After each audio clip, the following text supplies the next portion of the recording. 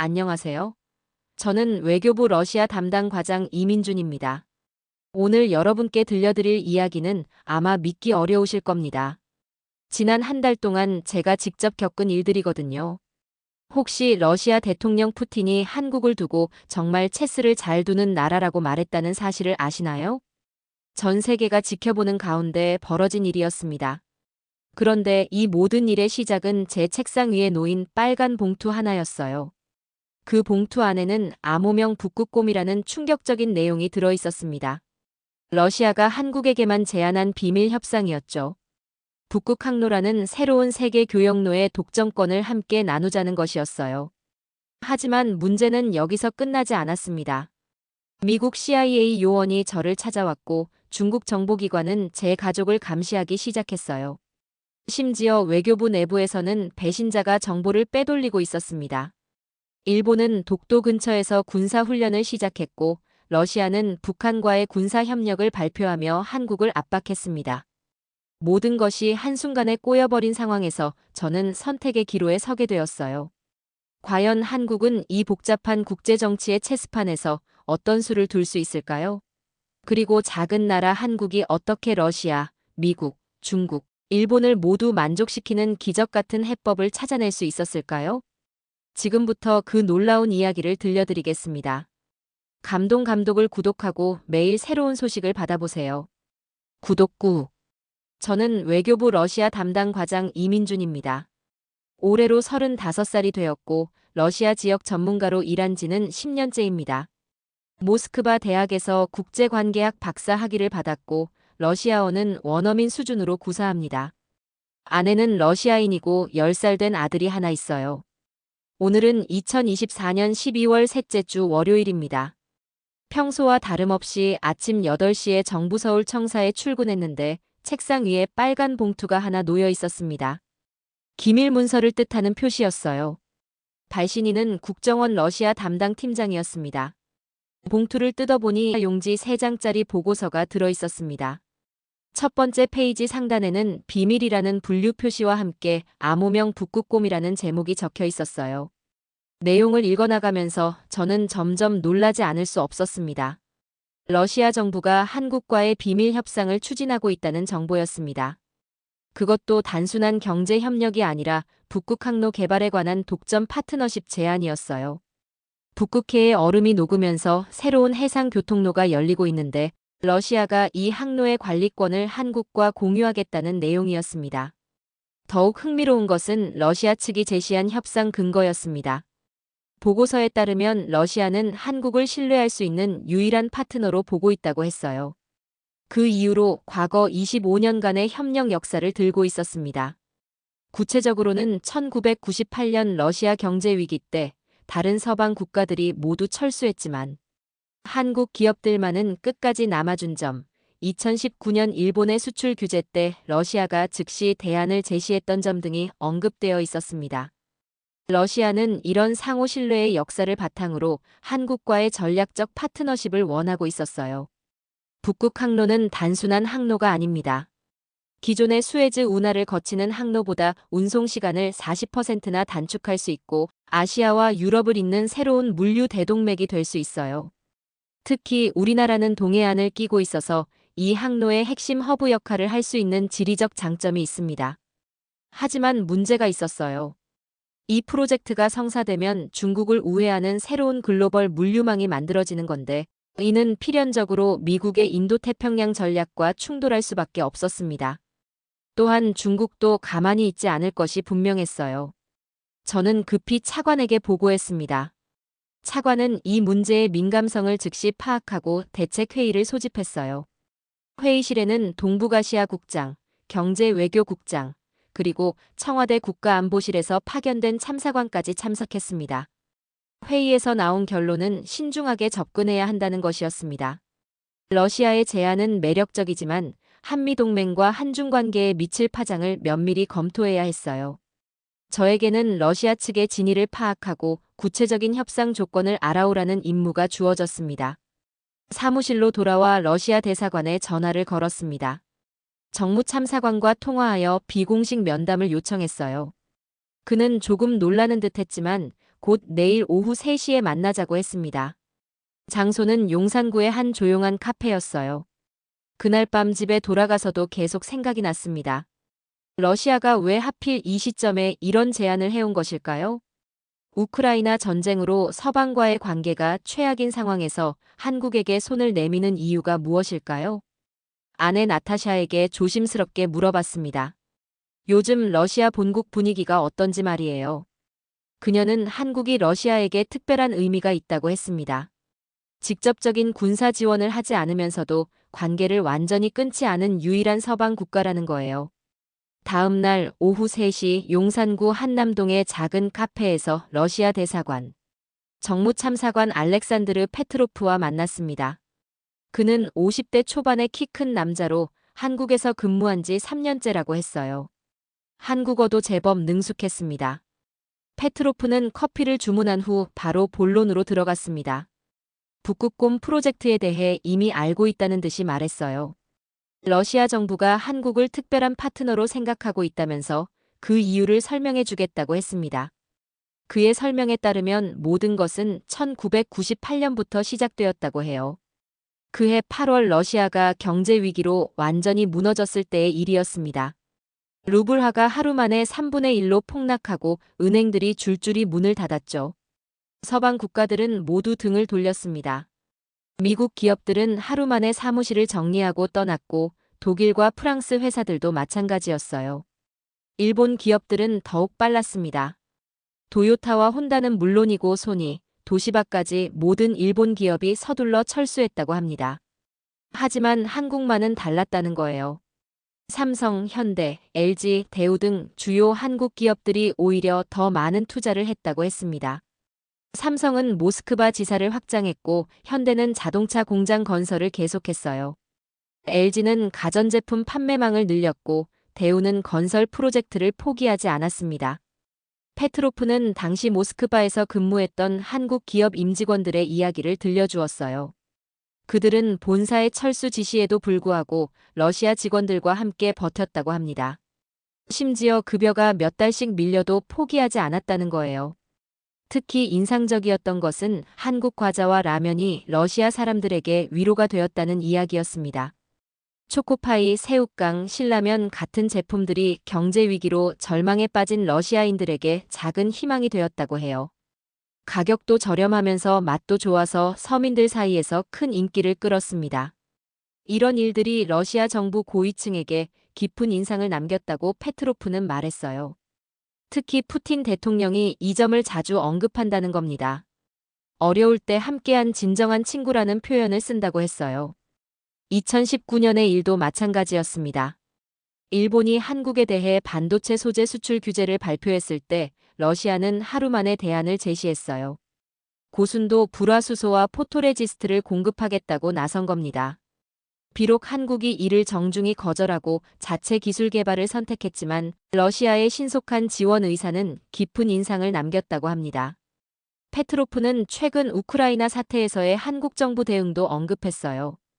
다른 서방 국가들이 러시아에 무기를 지원하거나 외교관을 추방하는 등 강경 조치를 취했지만 한국은 달랐다는 겁니다.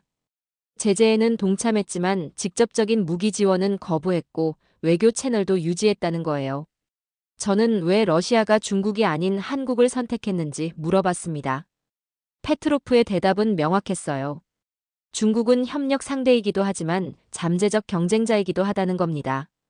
하지만 한국은 위협적이지 않으면서도 필요한 기술과 자본을 가진 이상적인 파트너라는 거였어요. 특히 조선업에서 한국의 기술력은 세계 최고 수준이라고 했습니다. 북극 항로에 필요한 쇄빙선과 LNG, 운반선을 만들 수 있는 나라는 한국뿐이라는 거예요. 또한 한국의 항만 기술과 물류 시스템도 북극 항로 개발에 꼭 필요하다고 강조했습니다. 페트로프는 러시아 정부가 이 프로젝트를 매우 중요하게 생각하고 있다고 말했어요. 단순한 경제 협력이 아니라 양국 관계의 새로운 전환점으로 보고 있다는 겁니다. 북극 항로가 성공하면 한국은 아시아의 물류 허브가 되고 러시아는 새로운 수입원을 확보할 수 있다고 했어요. 하지만 시간이 얼마 남지 않았다는 점도 강조했습니다. 다른 국가들도 북극 항로에 관심을 보이고 있고 특히 중국이 1대1로 정책의 일환으로 북극 진출을 추진하고 있다는 거예요. 한국이 결정을 미루면 기회를 놓칠 수 있다고 경고했습니다. 카페를 나서면서 페트로프는 일주일 후에 러시아 부총리가 한국을 극비 방문할 예정이라고 귀띔해줬어요. 정식 협상을 시작하자는 의미였습니다. 저는 이 내용을 즉시 상부에 보고해야겠다고 생각했습니다. 페트로프와의 만남 이틀 후 예상치 못한 연락이 왔습니다. 미국 대사관에서 전화가 온 것이었어요. 경제 담당 공사참사관 데이비드 존슨이 저와 만나고 싶다고 했습니다. 목소리에 급박함이 느껴졌어요. 존슨은 40대 중반의 CIA 출신으로 알려진 인물이었습니다. 공식적으로는 경제 담당이지만 실제로는 정보 업무를 하고 있다는 소문이 있었어요. 그가 저에게 직접 연락한다는 것은 심상치 않은 일이었습니다. 다음 날 오전 10시 강남구 압구정동의 한 호텔 라운지에서 존슨과 만났습니다. 그는 정장 차림에 검은색 선글라스를 쓰고 있었고 전형적인 미국 정보 요원의 모습이었어요. 악수를 나누며 느낀 그의 손은 차갑고 딱딱했습니다. 존슨은 바로 핵심을 찔렀어요. 러시아와의 북극 항로 협상에 대해 알고 있다고 말했습니다. 미국 정부가 이를 예의주시하고 있다면서 한국 정부의 신중한 판단을 당부한다고 했어요. 그의 표정은 매우 진지했습니다. 북극 항로가 개방되면 기존의 해상 물류 질서가 완전히 바뀐다고 존슨은 설명했어요. 현재는 말라카 해협과 수에즈 운하를 거치는 항로가 주축인데 북극 항로가 열리면 이를 우회할 수 있다는 겁니다. 특히 중국을 경유하지 않고도 아시아와 유럽을 연결할 수 있다는 점이 중요하다고 강조했어요. 하지만 문제는 러시아가 이 항로의 실질적 통제권을 갖게 된다는 점이었습니다. 존슨은 이것이 미국의 인도태평양 전략에 치명적인 타격을 줄 수 있다고 경고했어요. 중국 견제를 위한 해상 봉쇄선이 무력화될 수 있다는 것이었습니다. 또한 러시아가 에너지 무기화를 할 가능성도 언급했어요. 유럽의 천연가스 공급을 중단했던 것처럼 북극 항로를 정치적 수단으로 악용할 수 있다는 겁니다. 그렇게 되면 한국도 러시아의 압력에 휘둘릴 수밖에 없다고 주장했어요. 존슨은 대안을 제시했습니다. 미국 주도의 다자간 북극 개발 협의체에 참여하는 것이었어요. 캐나다, 노르웨이, 덴마크 등 북극권 국가들과 함께 균형 잡힌 북극 개발을 추진하자는 내용이었습니다. 러시아를 완전히 배제하지는 않되 독점적 지위는 인정하지 않겠다는 것이었어요. 하지만 저는 존슨의 제안에서 함정을 느꼈습니다. 결국 미국의 통제 하에 두겠다는 의미로 보였거든요. 한국의 독자적 이익보다는 미국의 전략적 목표를 우선시하는 것 같았어요. 대화 중에 존슨이 의미심장한 말을 했습니다. 한미동맹의 중요성을 언급하면서 동맹국끼리는 중요한 결정을 함께 상의해야 한다고 했어요. 사실상 러시아와의 독자적 협상을 중단하라는 압력이었습니다. 그날 오후에는 더 놀라운 일이 벌어졌습니다. 중국 대사관에서 연락이 온 것이었어요. 정무참사관 리웨이가 저와 만나고 싶다고 했습니다. 하루에 미국과 중국에서 모두 연락이 오다니 이 문제가 얼마나 민감한지 실감할 수 있었어요. 리웨이와는 그날 저녁 8시에 만났습니다. 장소는 중구 명동의 중국 음식점이었어요. 그는 30대 후반의 젊은 외교관으로 한국어를 유창하게 구사했습니다. 베이징 대학에서 한국학을 전공했다고 했어요. 리웨이의 접근 방식은 존슨과 달랐습니다. 위협보다는 설득에 중점을 두었어요. 중국과 한국이 함께 북극 항로를 활용할 수 있는 방안을 제시했습니다. 중국의 1대1로 정책과 한국의 신북방 정책을 연계하자는 내용이었어요. 특히 흥미로웠던 것은 중국이 러시아와의 관계에서 한국의 역할을 인정한다는 점이었습니다. 한국이 러시아와 중국 사이의 가교 역할을 할 수 있다고 제안했어요. 3국이 함께 북극 개발에 참여하는 구조를 만들자는 것이었습니다. 하지만 리웨이도 조건을 달았습니다. 미국의 북극 정책에 한국이 편입되는 것은 받아들일 수 없다고 명확히 했어요. 특히 대중국 견제를 목적으로 하는 어떤 구상에도 참여해서는 안 된다고 경고했습니다. 집으로 돌아가는 길에 저는 복잡한 심정이었습니다. 하루 만에 미국과 중국에서 모두 압력을 받게 된 상황이었어요. 러시아는 독점 파트너십을 원하고 미국은 다자 협의체를 제안하고 중국은 삼각 협력을 주장하고 있었습니다. 집에 도착해서 아내 나타샤에게 하루 있었던 일을 조심스럽게 털어놓았어요. 그녀는 러시아인이지만 한국에서 10년 넘게 살면서 이 나라를 진심으로 사랑하게 되었거든요. 나타샤는 한국이 어떤 선택을 하든 신중해야 한다고 조언했습니다. 그날 밤 잠자리에서 저는 오랫동안 생각에 잠겼어요. 이 문제는 단순한 경제 협력을 넘어 한국의 미래를 좌우할 수 있는 중대한 사안이었습니다. 잘못된 선택을 하면 한반도의 지정학적 균형이 깨질 수도 있었어요. 일주일 후 페트로프가 예고했던 대로 러시아 부총리 이반 볼코프가 한국에 극비 방문했습니다. 공식 일정에는 없는 비공개 방문이었어요. 그는 민간 항공기를 이용해 인천공항에 도착했고 언론에는 일체 공개되지 않았습니다. 볼코프는 60대 초반의 베테랑 정치인으로 푸틴 대통령의 최측근 중 한 명이었어요. 에너지 분야 전문가이기도 해서 러시아의 가스프롬과 로스네프트 같은 국영 기업들을 총괄하고 있었습니다. 그가 직접 한국을 찾았다는 것은 이번 협상이 얼마나 중요한지를 보여주는 것이었어요. 회담은 서울 중구에 있는 한 호텔의 대통령 스위트룸에서 이루어졌습니다. 한국 측에서는 외교부 차관과 경제부총리, 그리고 제가 참석했어요. 러시아 측에서는 볼코프 부총리와 페트로프, 그리고 에너지부 국장이 참석했습니다. 볼코프는 유창한 영어로 대화를 시작했습니다. 먼저 한러 양국의 오랜 우정에 대해 언급하며 분위기를 띄웠어요. 특히 한국이 어려운 시기에도 러시아와의 관계를 포기하지 않았다는 점을 높이 평가한다고 말했습니다. 본격적인 제안은 그 다음에 나왔습니다. 러시아가 제시한 북극곰 프로젝트의 구체적인 내용이었어요. 첫 번째는 북극 항로 공동 개발이었습니다. 러시아가 항로 사용권을 제공하고 한국이 필요한 인프라를 구축하는 것이었어요. 구체적으로는 무르만스크와 블라디보스토크의 대형 허브 항만을 건설하고 한국의 조선 기술로 쇄빙선과 컨테이너선을 제작하는 내용이었습니다. 총 사업비는 500억 달러 규모로 추산된다고 했어요. 완공되면 한국은 아시아 최대의 북극 물류 허브가 될 수 있다고 강조했습니다. 두 번째 제안은 시베리아 가스전 공동 개발이었어요. 야말 반도와 사할린 지역의 천연가스를 공동으로 개발하고 한국의 장기 공급 계약을 체결하자는 것이었습니다. 현재 카타르와 호주에서 수입하는 LNG보다 30% 저렴한 가격을 보장한다고 했어요. 세 번째는 우주기술 협력이었습니다. 러시아의 로켓 기술과 한국의 위성 기술을 결합해서 차세대 우주 발사체를 개발하자는 제안이었어요. 미국의 스페이스X에 대응할 수 있는 경쟁력 있는 발사체를 만들 수 있다고 자신했습니다.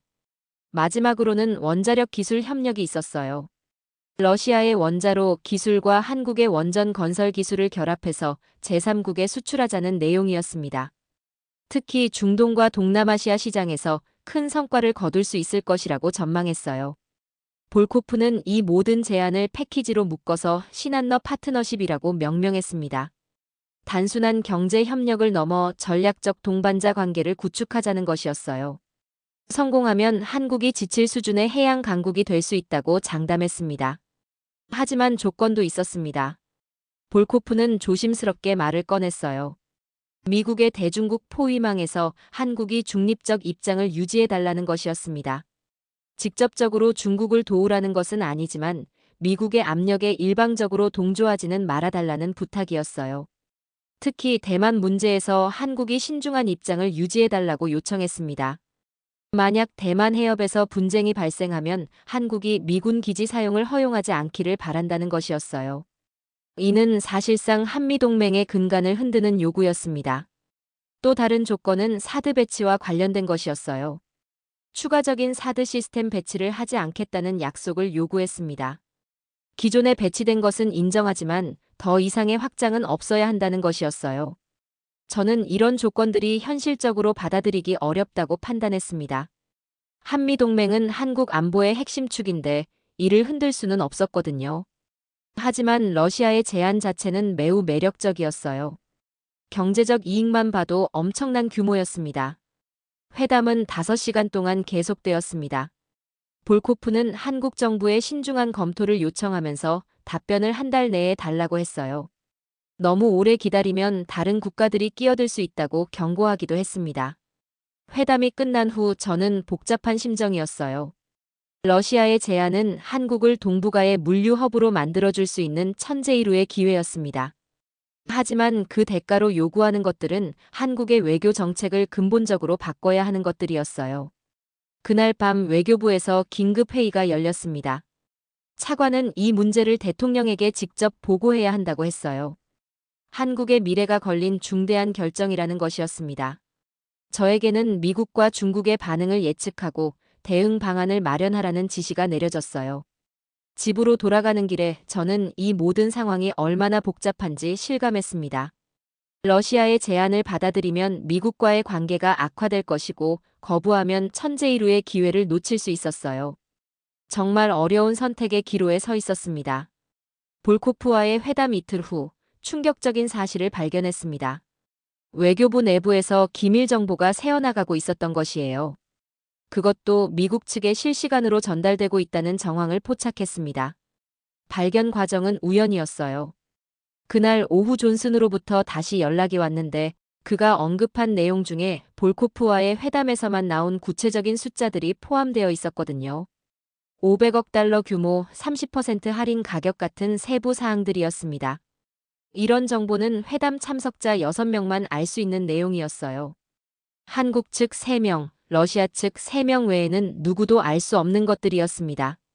그런데 존슨이 이를 정확히 알고 있다는 것은 누군가가 정보를 흘렸다는 뜻이었어요. 저는 즉시 보안 점검에 들어갔습니다. 회담록 배포 현황을 조사하고 참석자들의 동선을 확인했어요. 그 과정에서 의심스러운 정황을 발견했습니다. 차관보 김석진이 회담 당일 미국 대사관 근처에서 목격되었다는 제보였어요.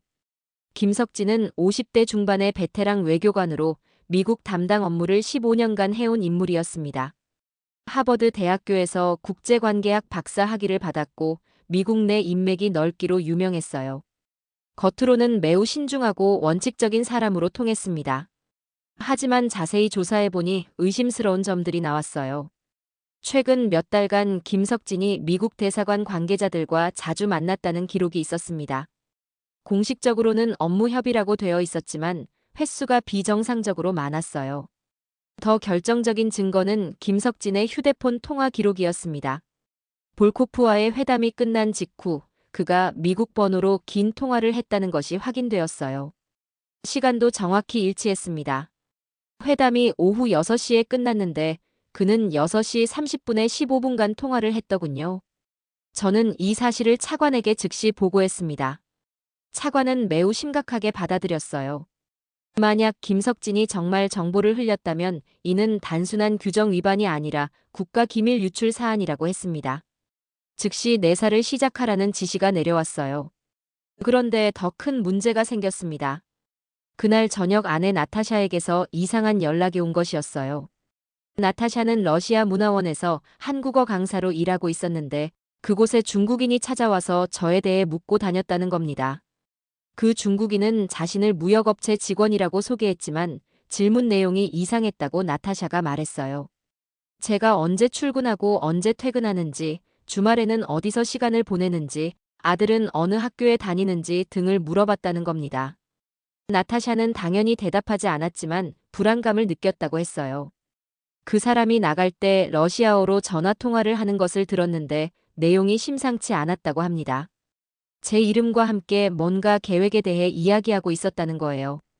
저는 즉시 상황의 심각성을 깨달았습니다. 중국 정보기관이 저에게 접근하려 하고 있었던 것이에요. 아마도 러시아와의 협상 내용을 빼내거나 중국에 유리한 방향으로 협상을 이끌려는 것 같았습니다. 다음 날 출근길에도 미행을 당하고 있다는 느낌이 들었어요. 지하철에서 같은 사람이 계속 따라오는 것 같았고 사무실 근처에서도 수상한 차량이 계속 맴돌고 있었습니다. 저는 즉시 보안 담당자에게 신고했어요. 보안팀의 조사 결과 정말로 중국 정보기관의 감시를 받고 있다는 것이 확인되었습니다. 제 집 앞 아파트에도 감시 요원이 배치되어 있었고 아들이 다니는 학교 주변에서도 수상한 인물들이 목격되었어요. 이 모든 상황이 한꺼번에 터지면서 저는 엄청난 압박감을 느꼈습니다. 내부에서는 김석진의 배신으로 정보가 새고 있고 외부에서는 중국의 감시와 위협이 이어지고 있었어요. 러시아와의 협상은 점점 복잡해지고 있었습니다. 더 놀라운 일은 그 다음에 벌어졌어요. 김석진이 갑자기 사표를 제출한 것이었습니다. 개인 사정을 이유로 들었지만 타이밍이 너무 의심스러웠어요. 내사가 시작되었다는 것을 미리 알고 도망친 것 같았습니다. 김석진의 사무실을 수색한 결과 결정적인 증거가 나왔어요. 휴지통에서 찢어진 메모지가 발견되었는데 복원해보니 미국 측 연락처와 함께 북극곰 프로젝트라는 단어가 적혀 있었습니다. 이제 의심의 여지가 없었어요. 저는 이 모든 상황을 차관에게 보고했습니다. 차관은 매우 심각하게 받아들이며 대통령께도 즉시 보고하겠다고 했어요. 협상 자체가 위험에 빠질 수 있는 상황이라고 판단했습니다. 그날 밤 집에 돌아가서 나타샤와 아들 준호와 함께 긴급 가족회의를 했어요. 당분간 조심해야 할 것 같다고 설명했습니다.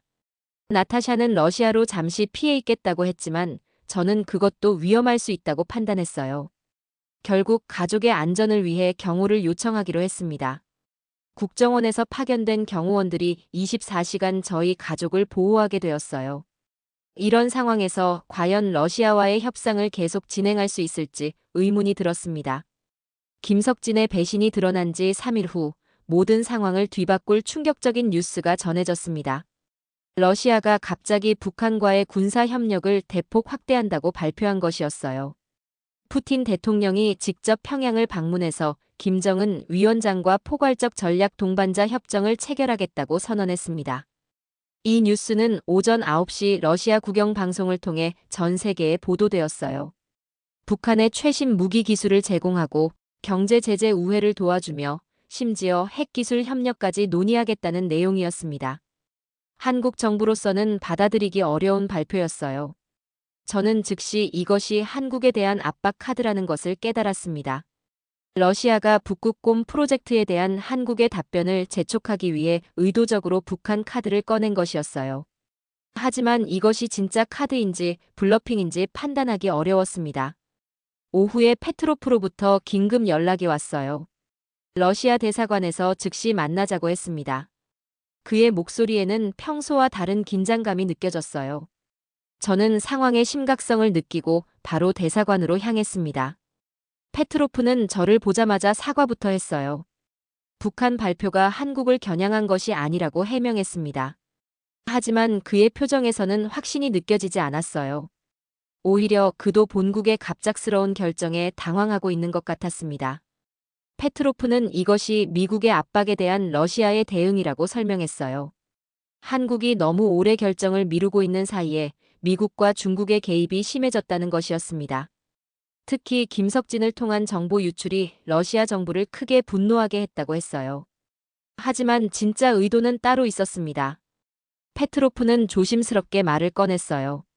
러시아 정부가 한국에게 마지막 기회를 주고 있다는 것이었습니다. 일주일 내에 명확한 답변을 주지 않으면 정말로 북한과의 협력에 집중하겠다는 최후 통첩이었어요. 그런데 더 큰 충격이 기다리고 있었습니다. 그날 오후 늦게 일본이 갑자기 독도 인근 해역에서 대규모 해상훈련을 실시한다고 발표한 것이었어요. 해상자위대와 미 해군이 합동으로 참여하는 훈련이었습니다. 일본의 발표 시점이 너무 교묘했어요. 러시아의 북한 접근과 정확히 맞물려서 나온 것이었습니다. 이는 분명히 우연이 아니었어요. 미국이 일본을 통해 한국에 압박을 가하고 있는 것이었습니다. 존슨으로부터도 즉시 연락이 왔어요. 러시아와 북한의 협력 강화가 한반도 안보에 심각한 위협이 된다면서 한국이 더 이상 러시아와의 협상을 계속할 수 없을 것이라고 압박했습니다. 이제 확실한 선택을 해야 할 때라고 강조했어요. 중국에서도 반응이 나왔습니다. 리웨이가 긴급 통화를 요청해서 러시아의 북한 접근을 강하게 비판했어요. 중국도 북한의 핵 능력 강화를 원하지 않는다면서 한국이 러시아와 중국 사이의 중재 역할을 해달라고 요청했습니다. 저는 모든 상황이 통제를 벗어나고 있다는 것을 느꼈어요. 러시아는 북한 카드로 압박하고 미국은 일본을 통해 견제하고 중국은 중재를 요구하고 있었습니다. 한국은 모든 방향에서 압력을 받는 상황이었어요. 그날 밤 외교부에서 긴급 회의가 열렸습니다. 차관을 비롯해 모든 국장급 인사들이 참석했어요. 분위기는 매우 무거웠습니다. 어떤 선택을 해도 큰 리스크가 따르는 상황이었거든요. 회의에서 나온 의견들은 크게 세 가지로 나뉘었어요. 첫 번째는 러시아와의 협상을 중단하고 미국 쪽으로 완전히 기우는 것. 두 번째는 러시아의 조건을 받아들이고 북극곰 프로젝트를 추진하는 것. 세 번째는 시간을 더 벌면서 대안을 모색하는 것이었습니다. 하지만 시간은 우리 편이 아니었어요. 러시아는 일주일의 시한을 주었고 일본의 훈련은 이미 시작되었으며 북한과 러시아의 정상회담도 곧 열릴 예정이었습니다. 더 이상 미룰 수 있는 상황이 아니었어요. 그때 저는 한 가지 가능성을 떠올렸습니다. 이 모든 것이 정말 러시아의 진심일까요? 아니면 협상을 유리하게 이끌기 위한 블러핑일까요? 푸틴 대통령의 성격을 생각해보면 충분히 가능한 일이었어요. 집에 돌아가서 나타샤와 이야기를 나눴어요. 그녀는 러시아인으로서 푸틴 대통령의 행동 패턴을 잘 알고 있었습니다. 나타샤는 이것이 블러핑일 가능성이 높다고 말했어요. 러시아는 한국과의 관계를 정말 중요하게 생각하고 있다는 것이었습니다. 하지만 설령 블러핑이라고 해도 상황은 복잡했어요. 일단 북한과의 협력이 시작되면 되돌리기 어려울 수 있었거든요. 또한 미국과 중국의 압박도 갈수록 거세지고 있었습니다. 저는 그날 밤 새벽까지 고민했습니다. 과연 어떤 선택이 한국에게 최선일까요? 러시아의 마지막 제안을 받아들여야 할까요? 아니면 다른 길을 찾아야 할까요? 결정의 시간이 다가오고 있었습니다. 러시아가 설정한 일주일 시한이 이틀 남은 금요일 오전, 저는 인생에서 가장 중요한 영감을 얻었습니다. 그것은 아들 준호의 체스 수업을 참관하면서였어요. 준호는 러시아인 어머니 덕분에 체스를 잘 두는데 그날 선생님이 흥미로운 전략을 가르쳐주고 있었습니다. 체스에서 가장 고수의 전략은 상대방이 이기거나 지거나 하는 이분법적 게임에서 벗어나는 것이라고 했어요. 모든 말이 서로 공격하는 상황에서도 새로운 길을 만들어내는 것이 진정한 체스 마스터의 능력이라는 설명이었습니다. 그 순간 저는 깨달았습니다. 지금까지 우리는 러시아의 제안을 받아들이거나 거부하는 이분법적 사고에 갇혀 있었다는 것을요. 하지만 진짜 해답은 제3의 길, 즉 모든 당사자가 승리할 수 있는 새로운 게임의 룰을 만드는 것이었습니다. 저는 즉시 사무실로 돌아가 새로운 제안서를 작성하기 시작했어요. 핵심 아이디어는 북극 항로를 한러 독점이 아닌 다자협력 플랫폼으로 만드는 것이었습니다. 러시아의 항로 관리권은 인정하되 여러 나라가 함께 참여할 수 있는 구조를 제안하는 것이었어요. 구체적인 내용은 이랬습니다. 러시아가 북극 항로의 관리권과 안전 보장을 담당하고 한국이 조선과 항만 인프라를 책임지며 일본이 첨단 기술과 환경 보호를 맡는 것이었어요. 심지어 중국도 제한적으로 참여시켜서 물류와 금융을 분담하게 하는 구조였습니다. 이렇게 하면 러시아는 원하는 북극 항로 개발을 이룰 수 있고 한국은 물류 허브의 꿈을 실현할 수 있으며 미국은 중국 견제라는 목표를 달성할 수 있었어요. 중국도 완전히 배제되지 않아서 반발할 이유가 줄어들었습니다. 가장 중요한 부분은 북한 문제에 대한 해법이었어요. 러시아와 북한의 군사 협력 대신 북한을 북극 항로 프로젝트의 노동력 공급 파트너로 참여시키는 것이었습니다. 북한의 저렴하고 숙련된 노동력을 시베리아 개발에 활용하되 군사적 협력은 배제하는 방안이었어요. 이 제안서를 완성하는 데 24시간이 걸렸습니다.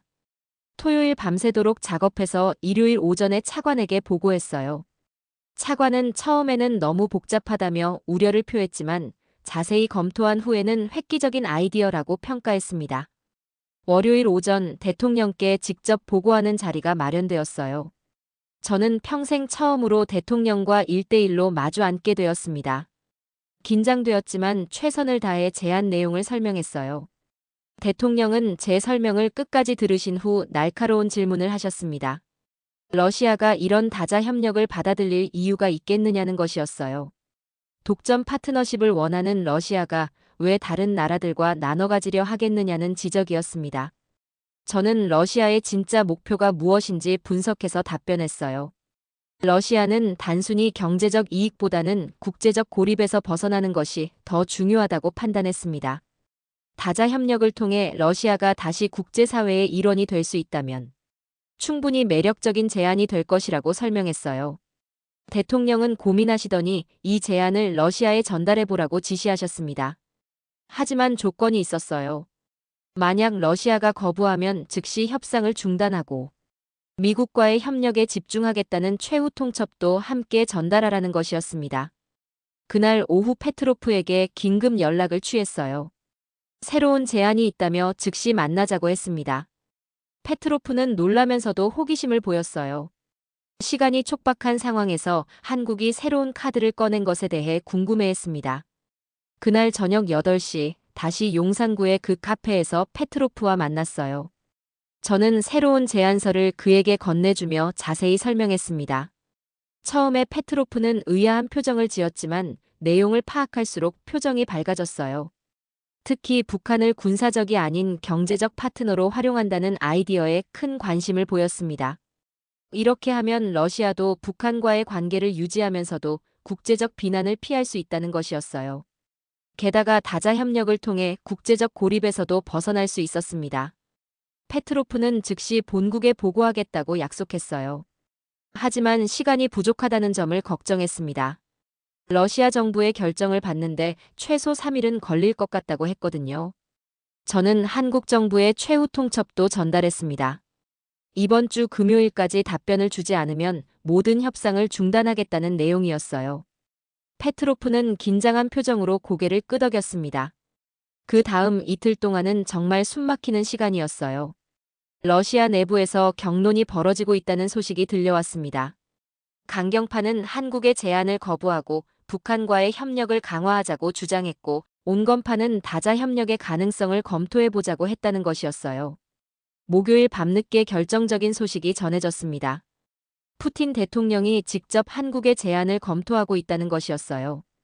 그리고 금요일 오전에 최종 답변을 주겠다고 연락이 왔습니다. 금요일 오전 10시 페트로프로부터 전화가 왔어요.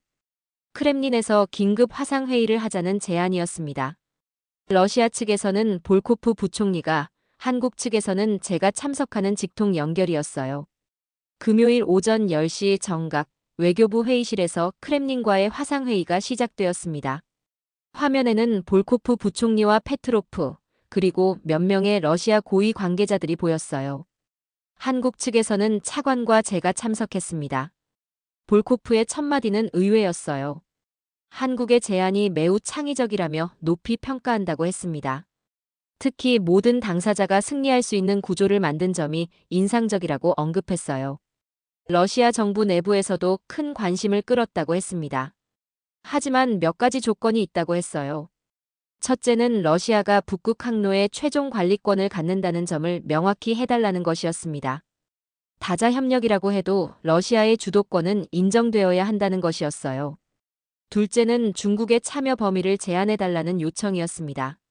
물류와 금융 분야로만 한정하고 기술이나 관리 분야에는 참여시키지 않겠다는 조건이었어요. 중국의 영향력이 너무 커지는 것을 경계한다는 의미였습니다. 셋째는 북한 문제에 대한 구체적인 로드맵을 제시해달라는 것이었어요. 북한을 어떤 방식으로 프로젝트에 참여시킬 것인지, 그리고 기존의 군사 협력을 어떻게 대체할 것인지에 대한 명확한 계획이 필요하다고 했습니다. 저는 이 모든 조건들이 충분히 수용 가능하다고 답변했어요. 오히려 러시아의 우려를 반영해서 더 정교한 협력 구조를 만들 수 있을 것 같았습니다. 볼코프도 만족스러운 표정을 지었어요. 그런데 갑자기 화면에 새로운 인물이 등장했습니다. 푸틴 대통령이었어요. 예고 없이 회의에 참석한 것이었습니다. 저는 깜짝 놀라서 잠시 말문이 막혔어요. 러시아 대통령과 직접 대화하게 될 줄은 꿈에도 몰랐거든요. 푸틴 대통령은 차분한 목소리로 말하기 시작했습니다. 한국의 제안을 직접 검토해봤는데 정말 놀라웠다고 했어요. 25년간 한국을 지켜보면서 느낀 것이지만 한국은 정말 체스를 잘 두는 나라라고 평가했습니다. 특히 인상적이었던 것은 승부욕보다는 상생을 추구하는 한국의 접근 방식이라고 했어요. 다른 나라들은 항상 누군가를 이기려고 하는데 한국은 모두가 이길 수 있는 방법을 찾으려 한다는 것이었습니다. 이런 철학이야말로 진정한 외교라고 칭찬했어요. 푸틴 대통령은 한국의 제안을 기본적으로 수용하겠다고 발표했습니다. 북극 항로 다자 협력 플랫폼 구축에 러시아가 적극 참여하겠다는 것이었어요. 또한 북한과의 군사 협력 대신 경제 협력에 집중하겠다고 약속했습니다. 하지만 그는 더 큰 그림을 제시했어요. 이번 협력이 단순히 북극 항로에만 국한되지 않고 새로운 국제 협력의 모델이 되었으면 좋겠다고 했습니다. 힘의 논리가 아닌 상생의 논리로 움직이는 새로운 질서를 만들어보자는 제안이었어요. 저는 감동받지 않을 수 없었습니다. 처음에는 단순한 경제 협력 프로젝트로 시작된 일이 이제는 새로운 외교 패러다임을 제시하는 역사적 사건이 되고 있었거든요. 한국이 그 중심에 서게 된 것이 자랑스러웠어요. 화상회의가 끝난 후 저는 즉시 대통령께 결과를 보고했습니다. 대통령도 매우 만족해하시며 이번 성과를 높이 평가해 주셨어요. 특히 한국이 강대국들 사이에서 주도적 역할을 한 점을 의미 있게 보신다고 하셨습니다. 그 주말 동안 각국의 반응이 이어졌어요. 미국은 처음에는 우려를 표했지만 중국을 견제할 수 있는 구조라는 점에서 결국 지지 입장을 밝혔습니다. 중국도 완전히 배제되지 않았다는 점에서 반대하지 않겠다고 했어요. 일본은 가장 적극적으로 참여 의사를 밝혔습니다. 독도 훈련도 조용히 중단되었어요. 북한도 예상외로 긍정적 반응을 보였습니다. 경제적 실익을 얻을 수 있다는 판단에서였죠. 한 달 후 서울에서 북극 항로 다자 협력 협정 조인식이 열렸습니다. 한국, 러시아, 일본, 중국, 심지어 북한까지 참여하는 역사적인 순간이었어요. 미국도 옵서버 자격으로 참석했습니다. 조인식에서 푸틴 대통령은 특별 연설을 했어요. 한국이 보여준 지혜로운 리더십 덕분에 새로운 협력의 장이 열렸다고 치하했습니다. 한국은 이제 동북아시아의 진정한 균형자 역할을 하게 되었다고 평가했어요. 그날 저녁 축하 연회에서 볼코프가 저에게 다가와 말했습니다. 한국 사람들은 정말 특별한 재능을 가지고 있다고 했어요. 갈등을 조화로 바꾸고 대립을 협력으로 전환시키는 놀라운 능력이 있다는 것이었습니다. 6개월이 지난 지금 첫 번째 쇠빙선이 북극해에서 시험 운항을 시작했습니다. 한국 조선소에서 건조된 이 배에는 태극기와 함께 러시아, 일본, 중국의 국기가 나란히 걸려 있어요. 정말 감동적인 광경이었습니다. 오늘 오후 사무실에서 이 역사적 순간을 지켜보며 저는 깊은 감회에 젖었습니다. 처음에는 불가능해 보였던 일들이 하나씩 현실이 되고 있었어요. 한국이 작은 나라가 아니라 지혜로운 나라라는 것을 세계에 증명한 순간이었습니다. 아내 나타샤와 아들 준호도 이 모든 과정을 지켜보며 자랑스러워했어요. 특히 준호는 아빠가 체스에서 배운 전략을 현실에서 실현했다며 존경한다고 했습니다. 정말 뿌듯한 순간이었어요. 지금 이 순간도 북극해 어딘가에서 우리가 만든 협력의 배가 새로운 항로를 개척하고 있습니다. 그 배에는 단순히 화물만 실려 있는 것이 아니라 평화와 상생의 꿈이 함께 실려 있어요. 얼음 위의 체스 게임은 이렇게 모두의 승리로 끝났습니다. 더 결정적인 증거는 김석진의 휴대폰 통화 기록이었습니다. 볼코프와의 회담이 끝난 직후 그가 미국 번호로 긴 통화를 했다는 것이 확인되었어요. 시간도 정확히 일치했습니다. 회담이 오후 6시에 끝났는데 그는 6시 30분에 15분간 통화를 했더군요. 저는 이 사실을 차관에게 즉시 보고했습니다. 차관은 매우 심각하게 받아들였어요. 만약 김석진이 정말 정보를 흘렸다면 이는 단순한 규정 위반이 아니라 국가기밀 유출 사안이라고 했습니다. 즉시 내사를 시작하라는 지시가 내려왔어요. 그런데 더 큰 문제가 생겼습니다. 그날 저녁 아내 나타샤에게서 이상한 연락이 온 것이었어요. 나타샤는 러시아 문화원에서 한국어 강사로 일하고 있었는데 그곳에 중국인이 찾아와서 저에 대해 묻고 다녔다는 겁니다. 그 중국인은 자신을 무역업체 직원이라고 소개했지만 질문 내용이 이상했다고 나타샤가 말했어요.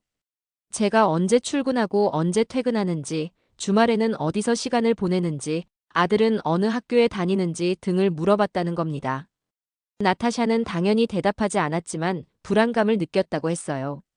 그 사람이 나갈 때 러시아어로 전화통화를 하는 것을 들었는데 내용이 심상치 않았다고 합니다. 제 이름과 함께 뭔가 계획에 대해 이야기하고 있었다는 거예요. 저는 즉시 상황의 심각성을 깨달았습니다. 중국 정보기관이 저에게 접근하려 하고 있었던 것이에요. 아마도 러시아와의 협상 내용을 빼내거나 중국에 유리한 방향으로 협상을 이끌려는 것 같았습니다. 다음 날 출근길에도 미행을 당하고 있다는 느낌이 들었어요. 지하철에서 같은 사람이 계속 따라오는 것 같았고 사무실 근처에서도 수상한 차량이 계속 맴돌고 있었습니다. 저는 즉시 보안 담당자에게 신고했어요. 보안팀의 조사 결과 정말로 중국 정보기관의 감시를 받고 있다는 것이 확인되었습니다. 제 집 앞 아파트에도 감시 요원이 배치되어 있었고 아들이 다니는 학교 주변에서도 수상한 인물들이 목격되었어요. 이 모든 상황이 한꺼번에 터지면서 저는 엄청난 압박감을 느꼈습니다. 내부에서는 김석진의 배신으로 정보가 새고 있고 외부에서는 중국의 감시와 위협이 이어지고 있었어요. 러시아와의 협상은 점점 복잡해지고 있었습니다. 더 놀라운 일은 그 다음에 벌어졌어요. 김석진이 갑자기 사표를 제출한 것이었습니다. 개인 사정을 이유로 들었지만 타이밍이 너무 의심스러웠어요. 내사가 시작되었다는 것을 미리 알고 도망친 것 같았습니다.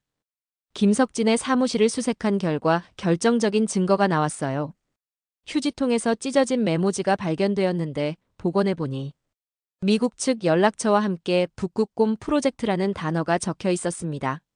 이제 의심의 여지가 없었어요. 저는 이 모든 상황을 차관에게 보고했습니다. 차관은 매우 심각하게 받아들이며 대통령께도 즉시 보고하겠다고 했어요. 협상 자체가 위험에 빠질 수 있는 상황이라고 판단했습니다. 그날 밤 집에 돌아가서 나타샤와 아들 준호와 함께 긴급 가족회의를 했어요. 당분간 조심해야 할 것 같다고 설명했습니다. 나타샤는 러시아로 잠시 피해 있겠다고 했지만 저는 그것도 위험할 수 있다고 판단했어요. 결국 가족의 안전을 위해 경호를 요청하기로 했습니다. 국정원에서 파견된 경호원들이 24시간 저희 가족을 보호하게 되었어요. 이런 상황에서 과연 러시아와의 협상을 계속 진행할 수 있을지 의문이 들었습니다.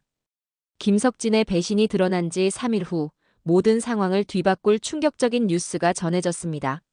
러시아가 갑자기 북한과의 군사 협력을 대폭 확대한다고 발표한 것이었어요. 푸틴 대통령이 직접 평양을 방문해서 김정은 위원장과 포괄적 전략 동반자 협정을 체결하겠다고 선언했습니다. 이 뉴스는 오전 9시 러시아 국영 방송을 통해 전 세계에 보도되었어요. 북한의 최신 무기 기술을 제공하고 경제 제재 우회를 도와주며 심지어 핵기술 협력까지 논의하겠다는 내용이었습니다. 한국 정부로서는 받아들이기 어려운 발표였어요. 저는 즉시 이것이 한국에 대한 압박 카드라는 것을 깨달았습니다. 러시아가 북극곰 프로젝트에 대한 한국의 답변을 재촉하기 위해 의도적으로 북한 카드를 꺼낸 것이었어요. 하지만 이것이 진짜 카드인지 블러핑인지 판단하기 어려웠습니다. 오후에 페트로프로부터 긴급 연락이 왔어요. 러시아 대사관에서 즉시 만나자고 했습니다. 그의 목소리에는 평소와 다른 긴장감이 느껴졌어요. 저는 상황의 심각성을 느끼고 바로 대사관으로 향했습니다. 페트로프는 저를 보자마자 사과부터 했어요. 북한 발표가 한국을 겨냥한 것이 아니라고 해명했습니다. 하지만 그의 표정에서는 확신이 느껴지지 않았어요. 오히려 그도 본국의 갑작스러운 결정에 당황하고 있는 것 같았습니다. 페트로프는 이것이 미국의 압박에 대한 러시아의 대응이라고 설명했어요. 한국이 너무 오래 결정을 미루고 있는 사이에 미국과 중국의 개입이 심해졌다는 것이었습니다. 특히 김석진을 통한 정보 유출이 러시아 정부를 크게 분노하게 했다고 했어요. 하지만 진짜 의도는 따로 있었습니다. 페트로프는 조심스럽게 말을 꺼냈어요. 러시아 정부가 한국에게 마지막 기회를 주고 있다는 것이었습니다. 일주일 내에 명확한 답변을 주지 않으면 정말로 북한과의 협력에 집중하겠다는 최후 통첩이었어요. 그런데 더 큰 충격이 기다리고 있었습니다. 그날 오후 늦게 일본이 갑자기 독도 인근 해역에서 대규모 해상훈련을 실시한다고 발표한 것이었어요. 해상자위대와 미 해군이 합동으로 참여하는 훈련이었습니다. 일본의 발표 시점이 너무 교묘했어요. 러시아의 북한 접근과 정확히 맞물려서 나온 것이었습니다. 이는 분명히 우연이 아니었어요. 미국이 일본을 통해 한국에 압박을 가하고 있는 것이었습니다. 존슨으로부터도 즉시 연락이 왔어요. 러시아와 북한의 협력 강화가 한반도 안보에 심각한 위협이 된다면서 한국이 더 이상 러시아와의 협상을 계속할 수 없을 것이라고 압박했습니다. 이제 확실한 선택을 해야 할 때라고 강조했어요. 중국에서도 반응이 나왔습니다. 리웨이가 긴급 통화를 요청해서 러시아의 북한 접근을 강하게 비판했어요. 중국도 북한의 핵 능력 강화를 원하지 않는다면서 한국이 러시아와 중국 사이의 중재 역할을 해달라고 요청했습니다. 저는 모든 상황이 통제를 벗어나고 있다는 것을 느꼈어요. 러시아는 북한 카드로 압박하고 미국은 일본을 통해 견제하고 중국은 중재를 요구하고 있었습니다. 한국은 모든 방향에서 압력을 받는 상황이었어요. 그날 밤 외교부에서 긴급 회의가 열렸습니다. 차관을 비롯해 모든 국장급 인사들이 참석했어요. 분위기는 매우 무거웠습니다. 어떤 선택을 해도 큰 리스크가 따르는 상황이었거든요. 회의에서 나온 의견들은 크게 세 가지로 나뉘었어요. 첫 번째는 러시아와의 협상을 중단하고 미국 쪽으로 완전히 기우는 것. 두 번째는 러시아의 조건을 받아들이고 북극곰 프로젝트를 추진하는 것. 세 번째는 시간을 더 벌면서 대안을 모색하는 것이었습니다. 하지만 시간은 우리 편이 아니었어요. 러시아는 일주일의 시한을 주었고 일본의 훈련은 이미 시작되었으며 북한과 러시아의 정상회담도 곧 열릴 예정이었습니다. 더 이상 미룰 수 있는 상황이 아니었어요. 그때 저는 한 가지 가능성을 떠올렸습니다. 이 모든 것이 정말 러시아의 진심일까요? 아니면 협상을 유리하게 이끌기 위한 블러핑일까요? 푸틴 대통령의 성격을 생각해보면 충분히 가능한 일이었어요. 집에 돌아가서 나타샤와 이야기를 나눴어요. 그녀는 러시아인으로서 푸틴 대통령의 행동 패턴을 잘 알고 있었습니다. 나타샤는 이것이 블러핑일 가능성이 높다고 말했어요. 러시아는 한국과의 관계를 정말 중요하게 생각하고 있다는 것이었습니다. 하지만 설령 블러핑이라고 해도 상황은 복잡했어요. 일단 북한과의 협력이 시작되면 되돌리기 어려울 수 있었거든요. 또한 미국과 중국의 압박도 갈수록 거세지고 있었습니다. 저는 그날 밤 새벽까지 고민했습니다. 과연 어떤 선택이 한국에게 최선일까요? 러시아의 마지막 제안을 받아들여야 할까요? 아니면 다른 길을 찾아야 할까요? 결정의 시간이 다가오고 있었습니다. 러시아가 설정한 일주일 시한이 이틀 남은 금요일 오전, 저는 인생에서 가장 중요한 영감을 얻었습니다. 그것은 아들 준호의 체스 수업을 참관하면서였어요. 준호는 러시아인 어머니 덕분에 체스를 잘 두는데 그날 선생님이 흥미로운 전략을 가르쳐주고 있었습니다. 체스에서 가장 고수의 전략은 상대방이 이기거나 지거나 하는 이분법적 게임에서 벗어나는 것이라고 했어요. 모든 말이 서로 공격하는 상황에서도 새로운 길을 만들어내는 것이 진정한 체스 마스터의 능력이라는 설명이었습니다. 그 순간 저는 깨달았습니다. 지금까지 우리는 러시아의 제안을 받아들이거나 거부하는 이분법적 사고에 갇혀 있었다는 것을요. 하지만 진짜 해답은 제3의 길, 즉 모든 당사자가 승리할 수 있는 새로운 게임의 룰을 만드는 것이었습니다. 저는 즉시 사무실로 돌아가 새로운 제안서를 작성하기 시작했어요. 핵심 아이디어는 북극 항로를 한러 독점이 아닌 다자 협력 플랫폼으로 만드는 것이었습니다. 러시아의 항로 관리권은 인정하되 여러 나라가 함께 참여할 수 있는 구조를 제안하는 것이었어요. 구체적인 내용은 이랬습니다. 러시아가 북극 항로의 관리권과 안전 보장을 담당하고 한국이 조선과 항만 인프라를 책임지며 일본이 첨단 기술과 환경 보호를 맡는 것이었어요. 심지어 중국도 제한적으로 참여시켜서 물류와 금융을 분담하게 하는 구조였습니다. 이렇게 하면 러시아는 원하는 북극 항로 개발을 이룰 수 있고 한국은 물류 허브의 꿈을 실현할 수 있으며 미국은 중국 견제라는 목표를 달성할 수 있었어요. 중국도 완전히 배제되지 않아서 반발할 이유가 줄어들었습니다. 가장 중요한 부분은 북한 문제에 대한 해법이었어요. 러시아와 북한의 군사 협력 대신 북한을 북극 항로 프로젝트의 노동력 공급 파트너로 참여시키는 것이었습니다.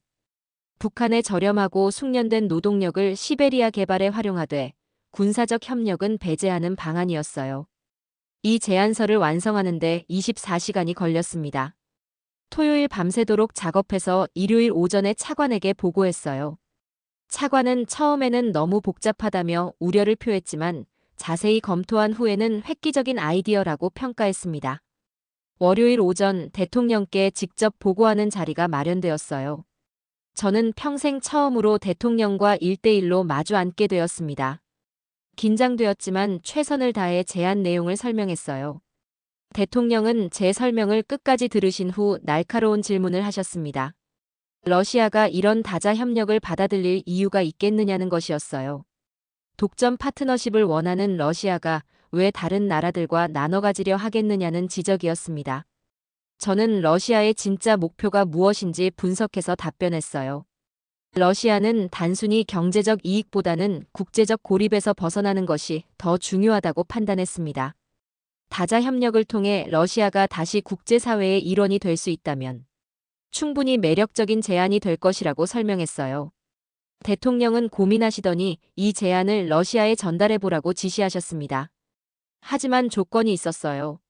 만약 러시아가 거부하면 즉시 협상을 중단하고 미국과의 협력에 집중하겠다는 최후 통첩도 함께 전달하라는 것이었습니다. 그날 오후 페트로프에게 긴급 연락을 취했어요. 새로운 제안이 있다며 즉시 만나자고 했습니다. 페트로프는 놀라면서도 호기심을 보였어요. 시간이 촉박한 상황에서 한국이 새로운 카드를 꺼낸 것에 대해 궁금해했습니다. 그날 저녁 8시 다시 용산구의 그 카페에서 페트로프와 만났어요. 저는 새로운 제안서를 그에게 건네주며 자세히 설명했습니다. 처음에 페트로프는 의아한 표정을 지었지만 내용을 파악할수록 표정이 밝아졌어요.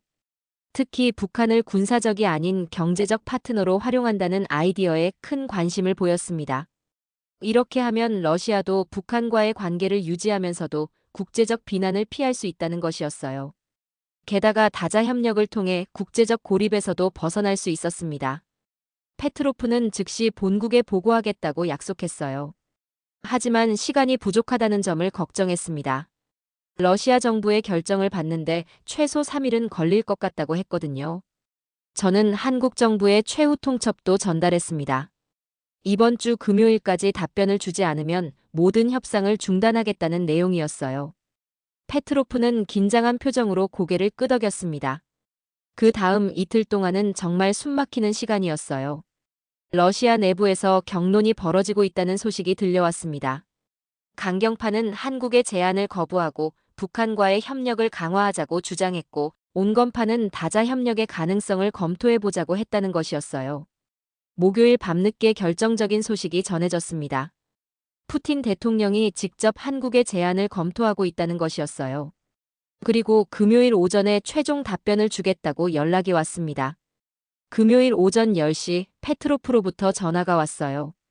크렘린에서 긴급 화상회의를 하자는 제안이었습니다. 러시아 측에서는 볼코프 부총리가, 한국 측에서는 제가 참석하는 직통 연결이었어요.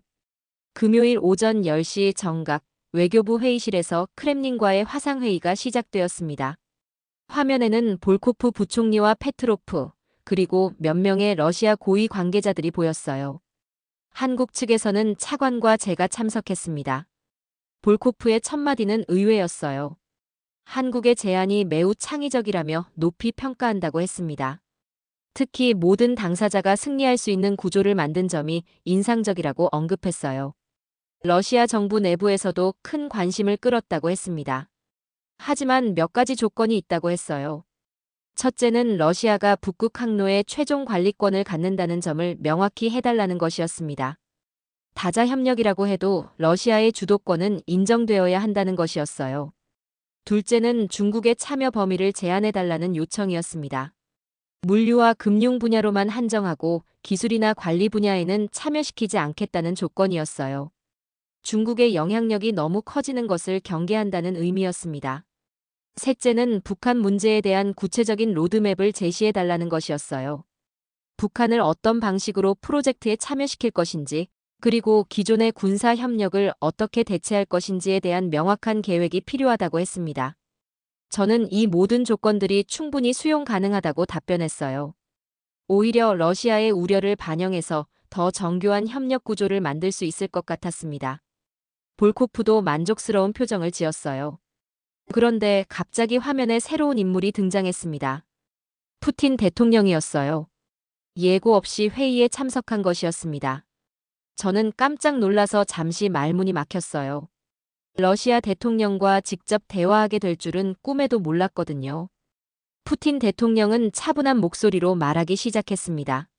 한국의 제안을 직접 검토해 봤는데 정말 놀라웠다고 했어요. 25년간 한국을 지켜보면서 느낀 것이지만 한국은 정말 체스를 잘 두는 나라라고 평가했습니다. 특히 인상적이었던 것은 승부욕보다는 상생을 추구하는 한국의 접근 방식이라고 했어요. 다른 나라들은 항상 누군가를 이기려고 하는데 한국은 모두가 이길 수 있는 방법을 찾으려 한다는 것이었습니다. 이런 철학이야말로 진정한 외교라고 칭찬했어요. 푸틴 대통령은 한국의 제안을 기본적으로 수용하겠다고 발표했습니다. 북극 항로 다자 협력 플랫폼 구축에 러시아가 적극 참여하겠다는 것이었어요. 또한 북한과의 군사 협력 대신 경제 협력에 집중하겠다고 약속했습니다. 하지만 그는 더 큰 그림을 제시했어요. 이번 협력이 단순히 북극 항로에만 국한되지 않고 새로운 국제 협력의 모델이 되었으면 좋겠다고 했습니다. 힘의 논리가 아닌 상생의 논리로 움직이는 새로운 질서를 만들어 보자는 제안이었어요. 저는 감동받지 않을 수 없었습니다. 처음에는 단순한 경제 협력 프로젝트로 시작된 일이 이제는 새로운 외교 패러다임을 제시하는 역사적 사건이 되고 있었거든요. 한국이 그 중심에 서게 된 것이 자랑스러웠어요. 화상회의가 끝난 후 저는 즉시 대통령께 결과를 보고했습니다. 대통령도 매우 만족해하시며 이번 성과를 높이 평가해 주셨어요. 특히 한국이 강대국들 사이에서 주도적 역할을 한 점을 의미 있게 보신다고 하셨습니다. 그 주말 동안 각국의 반응이 이어졌어요. 미국은 처음에는 우려를 표했지만 중국을 견제할 수 있는 구조라는 점에서 결국 지지 입장을 밝혔습니다. 중국도 완전히 배제되지 않았다는 점에서 반대하지 않겠다고 했어요. 일본은 가장 적극적으로 참여 의사를 밝혔습니다. 독도 훈련도 조용히 중단되었어요. 북한도 예상외로 긍정적 반응을 보였습니다. 경제적 실익을 얻을 수 있다는 판단에서였죠. 한 달 후 서울에서 북극 항로 다자 협력 협정 조인식이 열렸습니다. 한국, 러시아, 일본, 중국, 심지어 북한까지 참여하는 역사적인 순간이었어요. 미국도 옵서버 자격으로 참석했습니다. 조인식에서 푸틴 대통령은 특별 연설을 했어요. 한국이 보여준 지혜로운 리더십 덕분에 새로운 협력의 장이 열렸다고 치하했습니다. 한국은 이제 동북아시아의 진정한 균형자 역할을 하게 되었다고 평가했어요. 그날 저녁 축하 연회에서 볼코프가 저에게 다가와 말했습니다. 한국 사람들은 정말 특별한 재능을 가지고 있다고 했어요. 갈등을 조화로 바꾸고 대립을 협력으로 전환시키는 놀라운 능력이 있다는 것이었습니다. 6개월이 지난 지금 첫 번째 쇄빙선이 북극해에서 시험 운항을 시작했습니다. 한국 조선소에서 건조된 이 배에는 태극기와 함께 러시아, 일본, 중국의 국기가 나란히 걸려 있어요. 정말 감동적인 광경이었습니다. 오늘 오후 사무실에서 이 역사적 순간을 지켜보며 저는 깊은 감회에 젖었습니다. 처음에는 불가능해 보였던 일들이 하나씩 현실이 되고 있었어요. 한국이 작은 나라가 아니라 지혜로운 나라라는 것을 세계에 증명한 순간이었습니다. 아내 나타샤와 아들 준호도 이 모든 과정을 지켜보며 자랑스러워했어요. 특히 준호는 아빠가 체스에서 배운 전략을 현실에서 실현했다며 존경한다고 했습니다. 정말 뿌듯한 순간이었어요. 지금 이 순간도 북극해 어딘가에서 우리가 만든 협력의 배가 새로운 항로를 개척하고 있습니다. 그 배에는 단순히 화물만 실려 있는 것이 아니라 평화와 상생의 꿈이 함께 실려 있어요. 얼음 위의 체스 게임은 이렇게 모두의 승리로 끝났습니다.